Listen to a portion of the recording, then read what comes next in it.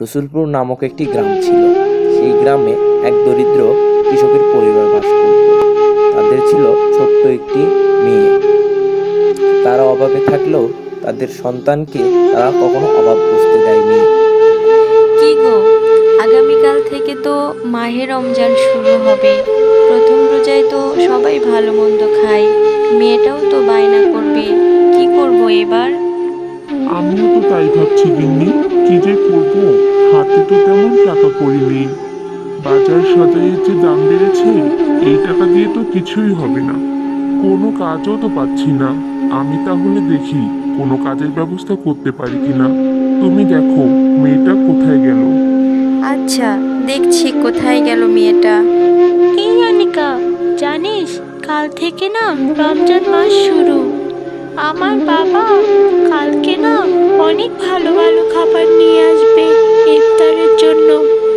আর আমরা রোজাও রাখবো। আমিও রোজা রাখবো। আর আমার বাবা অনেক ভালো ভালো খাবার নিয়ে আসবে ইফতারের জন্য। এই তুই জানিস না তোরা গরিব, তোর বাবার না এত টাকা নেই ভালো ভালো খাবার আনার। তুই এভাবে বলছিস কেন? দেখিস আমার বাবাও নিয়ে আসবে ভালো ভালো খাবার।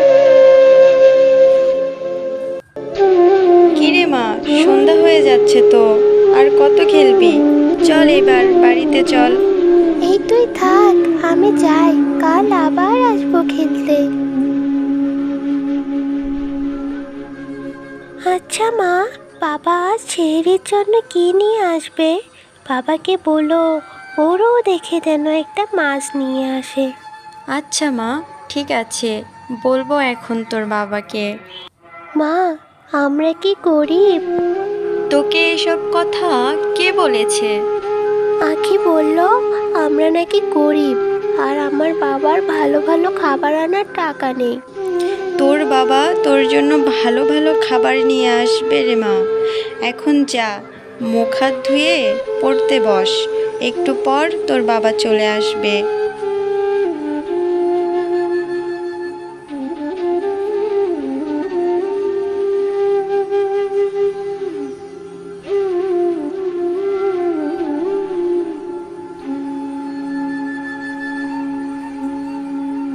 গিন্নি, যা টাকা ছিল তা দিয়েই মাছটা নিয়ে আসলাম।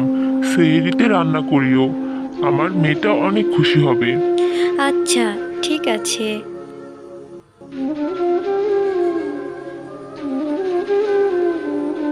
মা, মারে, ওঠ, সেহরির সময় হয়ে গেছে তো, খাবি না? নে মা, খেয়ে নে, তোর পছন্দের মাছ নিয়ে এসেছি। এত বড় মাছ, খুব মজা হবে খেতে। নে মা, তাড়াতাড়ি খেয়ে নে, নয়তো আজান দিয়ে দিবে।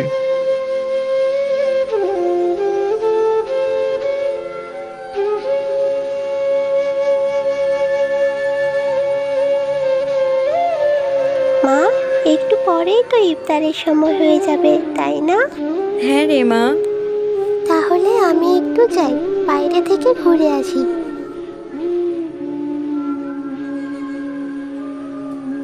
কি গো, মেয়েটাও তো আজ রোজা আছে, ঘরে তো ইফতারির জন্য কিছু নেই। না জানি মেয়েটা কত কিছুর আশা করে আছে, এখন কি করব আমরা? সেটাই তো গিন্নি, আমিও তো কোনো কিছুর ব্যবস্থা করতে পারলাম না। জানি না আল্লাহ কপালে কি লিখেছে। কি রে অনিকা, কোথায় যাস? এই তো রে, একটু ফুপির বাসায় যাচ্ছি। তুই রোজা রেখেছিস? হ্যাঁ, আমি রোজা রেখেছি। আচ্ছা, তুই তোর ফুপির বাসায় যা।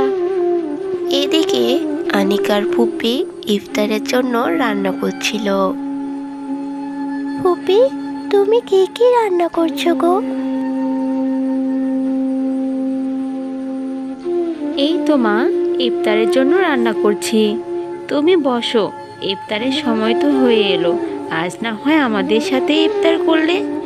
না ফুপি, আমি বাবা মার সাথেই ইফতার করব। আমার মাও মনে হয় অনেক কিছু রান্না করে রেখেছে। আমি তাহলে যাই এবার। মারে, ইফতার করে নে, আল্লাহ আমাদের রেজেকে এতটুকুই রেখেছেন। আল্লাহ যা দেয় তা নিয়েই সন্তুষ্ট থাকতে হয় মা। আচ্ছা মা, ঠিক আছে, চলো আমরা সবাই মিলে একসাথে ইফতার করি। কিরে মা, তোকে যে বললাম আমাদের সাথে ইফতার করতে, তুই তো চলেই এলি। এই যে তোমাদের জন্য ইফতার নিয়ে এসেছি। ভাবি, এটা একটু রাখো, আমাকে আবার তাড়াতাড়ি বাড়িতে ফিরতে হবে। তুমিও বসো না আমাদের সাথে, একসাথে ইফতার করি। আজ না ভাবি, কালকে আমরা সবাই একসাথেই ইফতার করব। পুরো রমজান মাস আমরা একসাথেই ইফতার করব।